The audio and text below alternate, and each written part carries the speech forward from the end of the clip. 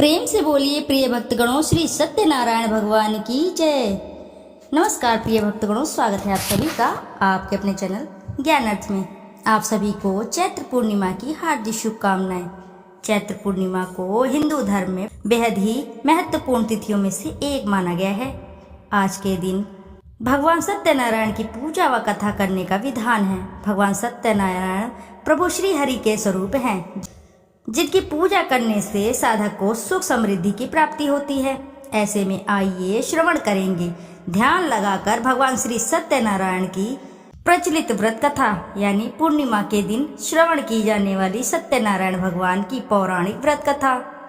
वैदिक पंचांग के अनुसार पूर्णिमा तिथि 12 अप्रैल को देर रात 3:21 से शुरू होगी और अगले दिन यानी 13 अप्रैल को सुबह 5:51 तिथि पर खत्म होगी। सनातन धर्म में सूर्योदय का विशेष महत्व है। ऐसे में 12 अप्रैल को ही चैत्र पूर्णिमा का पर्व मनाया जाएगा। आइए अब रसपान करेंगे हम चैत्र पूर्णिमा की पौराणिक एवं प्रचलित व्रत कथा। इस कथा को सुनने मात्र से साधक को सुख समृद्धि का आशीर्वाद प्राप्त होता है, साथ ही घर में धन धान्य की वृद्धि होती है। तो आइए भक्तों, ध्यान लगाकर रसपान करेंगे श्री सत्यनारायण भगवान की पावन एवं पौराणिक व्रत कथा। एक बार की बात है, नैमिषारण्य 88,000 ऋषि मुनियों ने सूत जी से पूछा, हे प्रभु, इस कलयुग में वेद विद्या रहित मनुष्य को प्रभु भक्ति किस प्रकार मिलेगी तथा उनका उद्धार कैसे होगा। इसलिए हे मुनि श्रेष्ठ, ऐसा कोई व्रत कहिए जिससे थोड़े समय में पुण्य प्राप्त होवे तथा मनोवांछित फल मिले।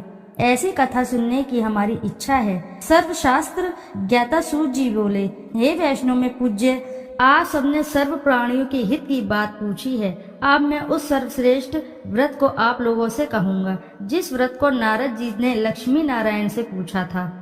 एक समय योगी राज नारद जी दूसरों के हित की इच्छा से अनेक लोकों में घूमते हुए मृत्यु लोक में आ पहुँचे।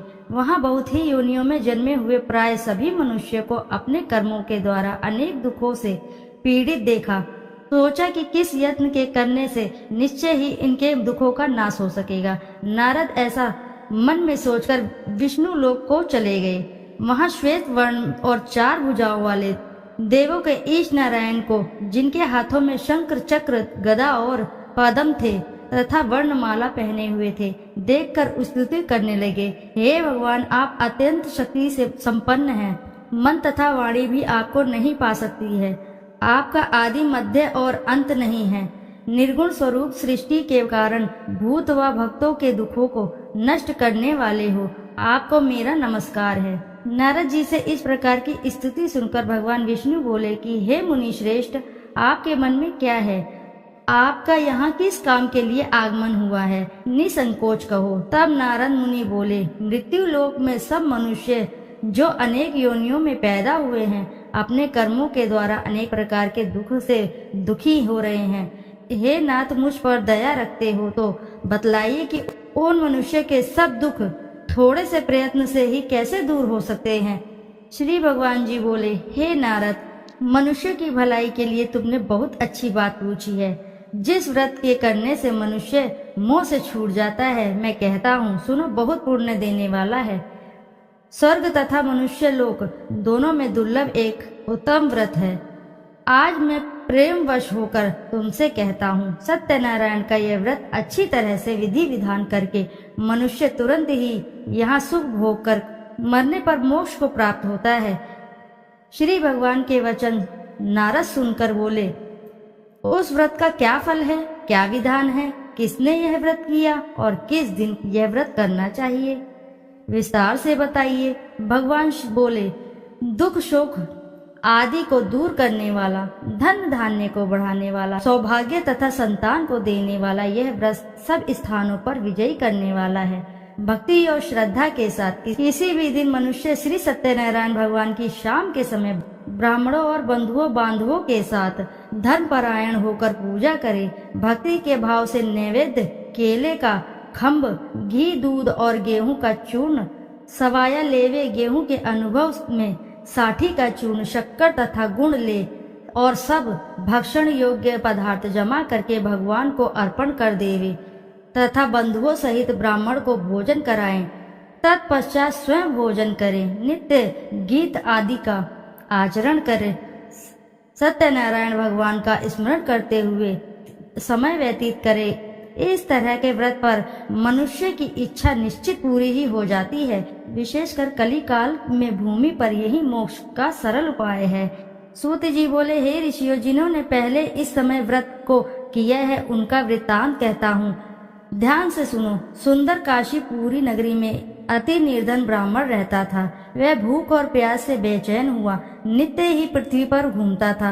ब्राह्मणों से प्रेम करने वाले भगवान ने ब्राह्मण को दुखी देखकर बूढ़े ब्राह्मण का रूप धारण कर उसके पास जाकर आदर से पूछा, हे विप्र, नित्य दुखी हुआ पृथ्वी पर क्यों घूमता है? हे श्रेष्ठ ब्राह्मण, यह सब मुझसे कहो, मैं सुनना चाहता हूँ।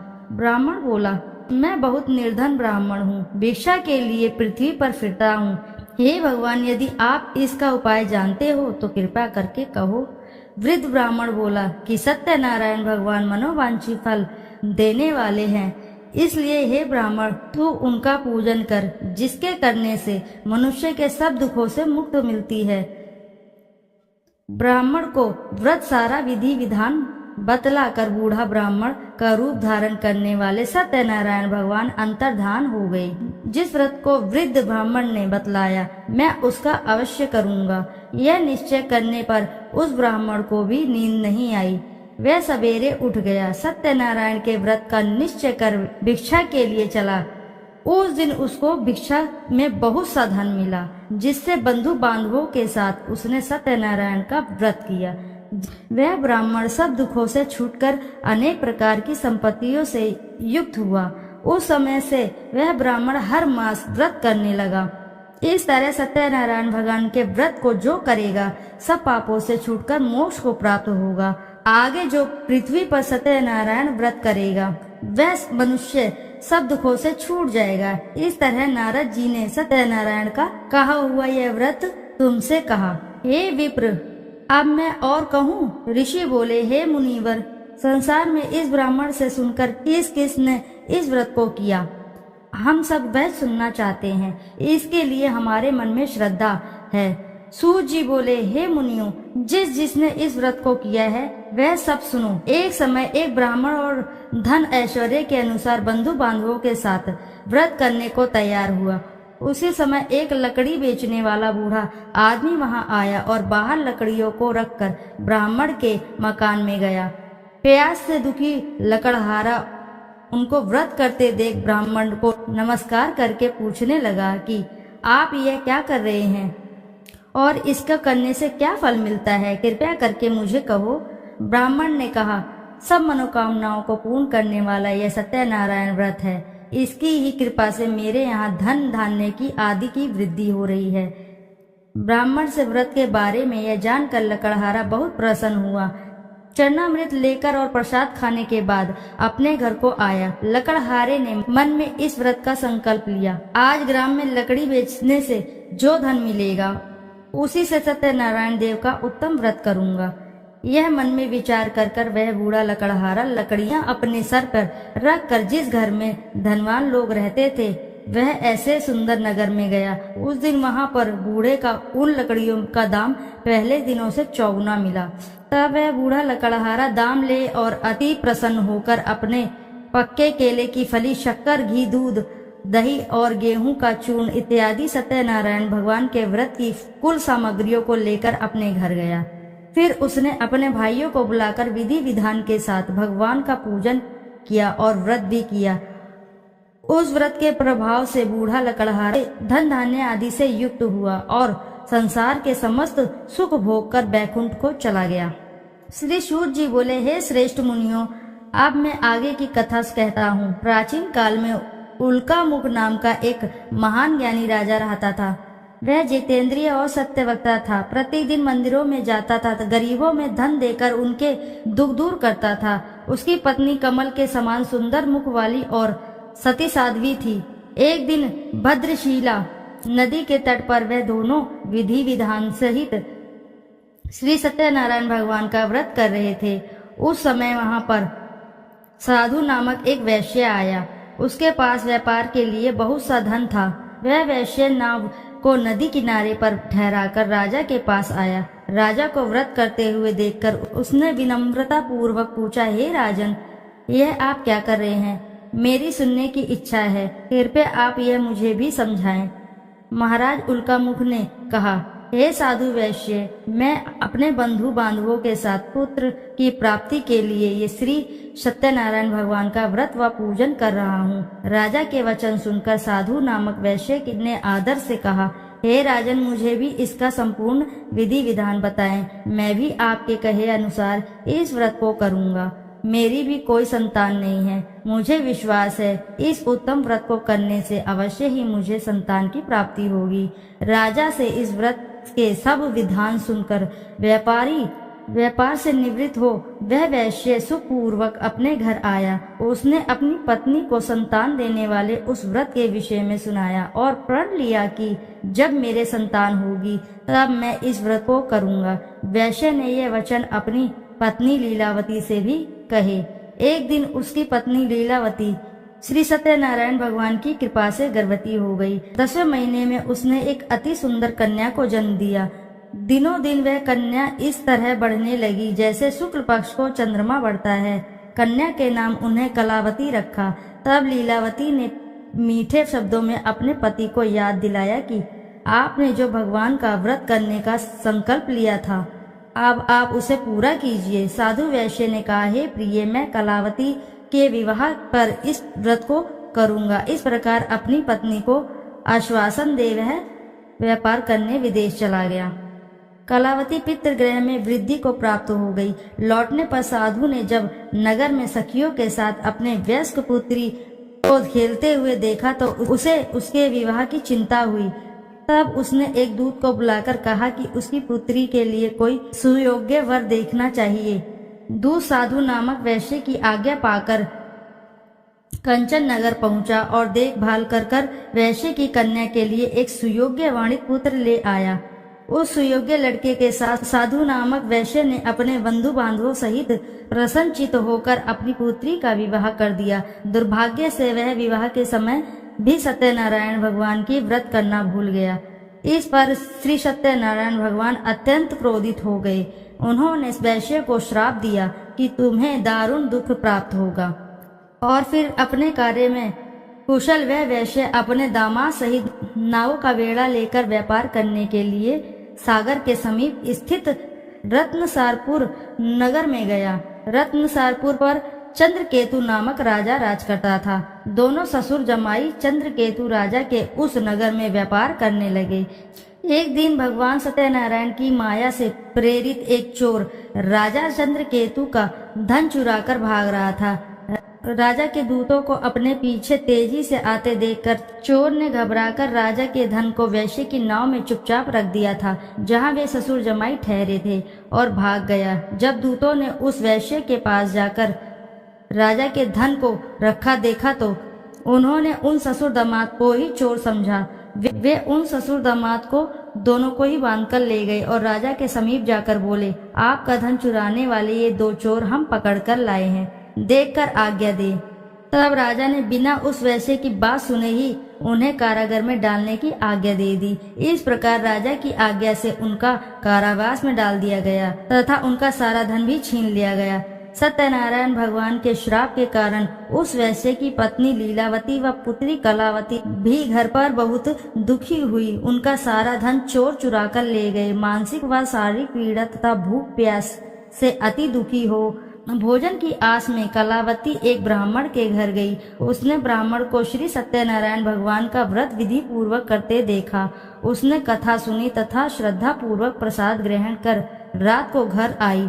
माता ने कलावती से पूछा, हे पुत्री, तू अब तक कहाँ रही? मैं तेरे लिए बहुत चिंतित थी। माता के शब्द सुन कलावती बोली, हे माता, मैंने एक ब्राह्मण के घर श्री सत्यनारायण भगवान का व्रत होते देखा और मेरी भी उस उत्तम व्रत को करने की इच्छा है। माता ने कन्या के वचन सुनकर सत्यनारायण भगवान के पूजन की तैयारी की। उसने बंधुओं सहित श्री सत्यनारायण भगवान का पूजन कर वह व्रत किया कि वर मांगा कि मेरे पति और दामाद शीघ्र ही घर लौट आएं।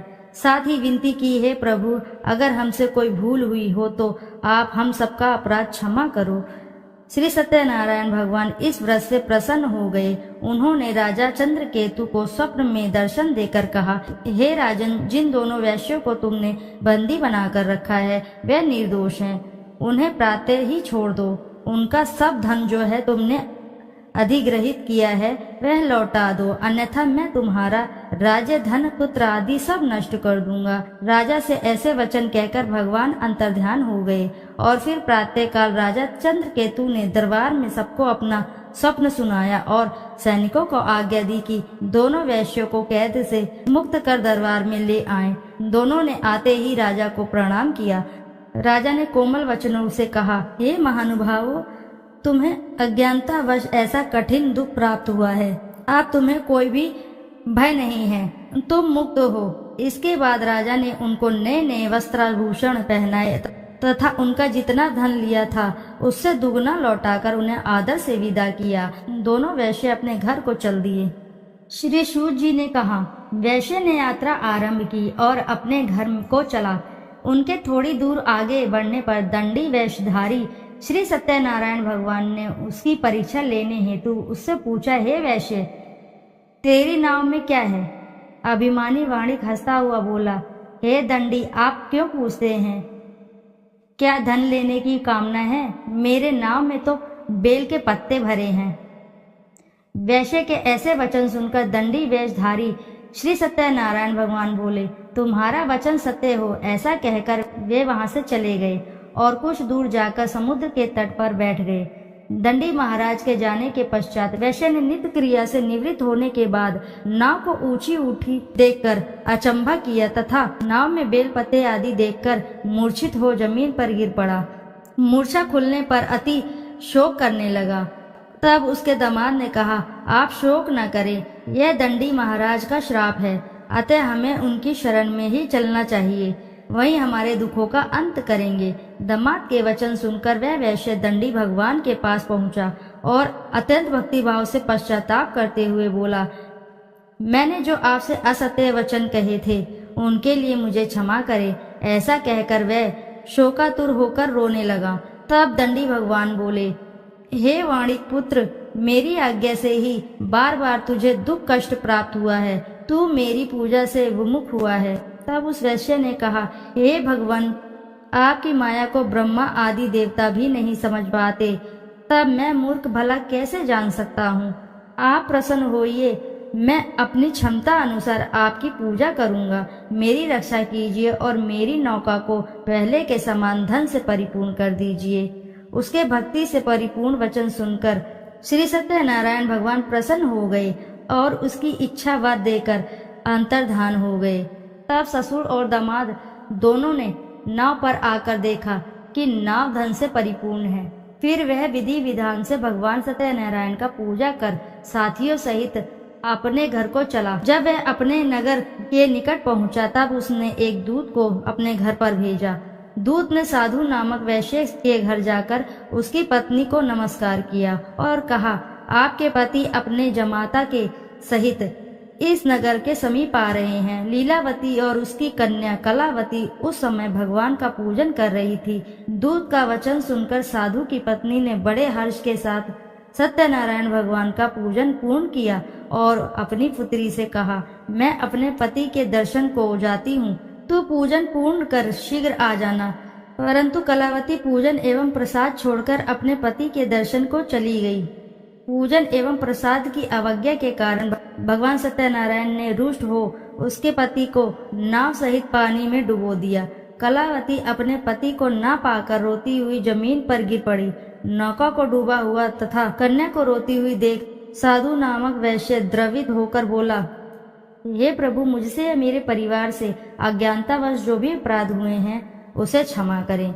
उसके ऐसे वचन सुनकर सत्यदेव भगवान प्रसन्न हो गए। आकाशवाणी हुई, हे वैश्य, तेरी पुत्री मेरा प्रसाद छोड़कर आई है, इसलिए इसका पति अदृश्य हुआ है। यदि वह घर पर जाकर प्रसाद ग्रहण करके लौटे तो इससे उसका पति अवश्य मिलेगा। आकाशवाणी सुनकर कलावती ने घर पहुंचकर प्रसाद ग्रहण किया और फिर आकर अपने पति को पूर्व रूप में पाकर वह अति प्रसन्न हुई तथा उसने अपने पति के दर्शन किए। तत्पश्चात साधु वैश्य ने वहीं बंधु बांधवों सहित सत्यदेव का विधि पूर्वक पूजन किया। वह इस लोक के सभी प्रकार के सुख भोग कर अंत में मोक्ष को प्राप्त हुआ। श्री सूत जी बोले, हे ऋषिगण, मैं एक और कथा कहता हूँ, आप सभी ध्यान से सुनो। सदा प्रजा के लिए चिंतित टुंडुकध्वज नाम का एक राजा था। उसने भगवान सत्यनारायण का प्रसाद त्याग कर बहुत कष्ट पाया। एक समय राजा वन में वन्य पशुओं को मारकर बड़ के वृक्ष के नीचे आया। वहां उसने ग्वालों को भक्ति भाव से बंधु बांधवों सहित श्री सत्यनारायण जी का पूजा करते देखा, परंतु राजा देखकर भी अभिमान के कारण ना तो वहां गया, न ही वह सत्यदेव भगवान को नमस्कार ही उसने किया। जब ग्वालों ने भगवान का प्रसाद उसके सामने रखा तो वह प्रसाद छोड़कर अपने नगर को चला गया। नगर में पहुंचकर उसने देखा कि उसका सारा राज्य नष्ट हो गया। वह समझ गया कि यह सब भगवान सत्यनारायण ने रुष्ट होकर किया है। तब वह वन में वापस आया और ग्वालों के समीप जाकर विधि पूर्वक पूजन कर प्रसाद ग्रहण किया तो सत्यनारायण की कृपा से सब कुछ उसको पहले जैसा ही हो गया और लंबे समय तक सुख भोग कर मरणोपरांत वह मोक्ष को प्राप्त हुआ। जो मनुष्य इस सर्वश्रेष्ठ दुर्लभ व्रत को करेगा, श्री सत्यनारायण भगवान की कृपा से उसे धन धान्य की कोई भी कमी नहीं होगी। निर्धन धनी और बंदी बंधनों से मुक्त होकर निर्भय हो जाता है। संतानहीन को प्रसन्नता प्राप्त होती है तथा सब इच्छाएं पूर्ण होती हैं। अंत में वह वैकुंठ धाम को जाता है। अब उनके बारे में भी जानिए जिन्होंने पहले से इस व्रत को किया है। अब उनके दूसरे जन्म की कथा भी सुनिए।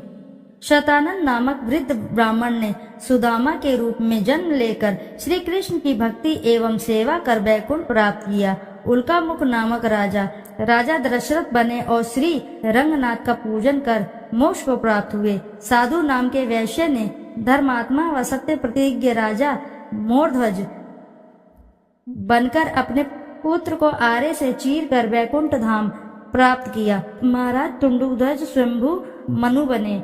उन्होंने बहुत से लोगों को भगवान की भक्ति में लीन कराकर वैकुंठ धाम प्राप्त किया।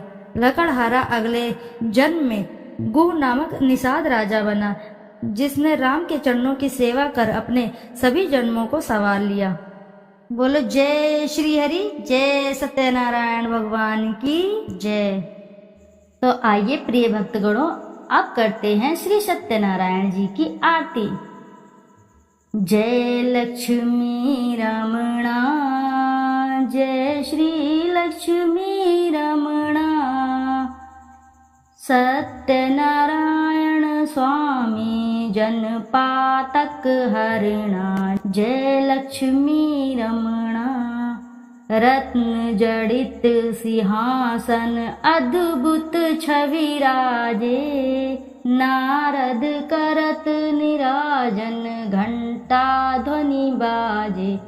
जय लक्ष्मी रमणा, प्रकट भये कलि कारण द्विज को दर्श दियो, बूढ़ो ब्राह्मण बन कर कंचन महल कियो। जय लक्ष्मी रमणा, दुर्बल भील कठारो इन पर कृपा करी, चंद्रचूर्ण एक राजा जिनकी विपत्ति हरी। जय लक्ष्मी रमणा, वैश्य मनोरथ पायो श्रद्धा तज दीनी, सो फल भोग्य प्रभु जी फिर स्तुति कीनी। जय लक्ष्मी रमणा, भाव भक्ति के कारण छिन छिन रूप धर्यो, श्रद्धा धारण कीनी तिनको काज सरयो।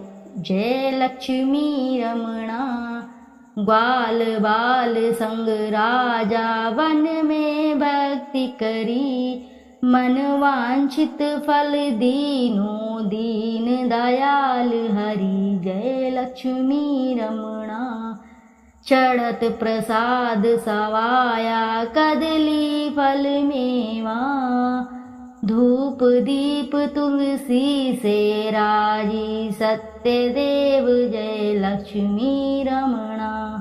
श्री सत्यनारायण जी की आरती जो कोई नर गावे, कहत शिवानंद स्वामी मन वांछित फल पावे, जय लक्ष्मी रमणा। तो प्रिय भक्तगणों, प्रेम से बोलो जय श्री सत्यनारायण जी की जय। यदि आपको कथा अच्छी लगी है तो वीडियो ज़रूर लाइक करें, साथ ही चैनल को सब्सक्राइब करें। एक बार अपनी सच्ची श्रद्धा से कमेंट बॉक्स में ज़रूर लिख दें, जय श्री सत्यनारायण जी की जय। फिर मिलते हैं आपसे ऐसी ही किसी कथा कहानी में। जब तक के लिए नमस्कार।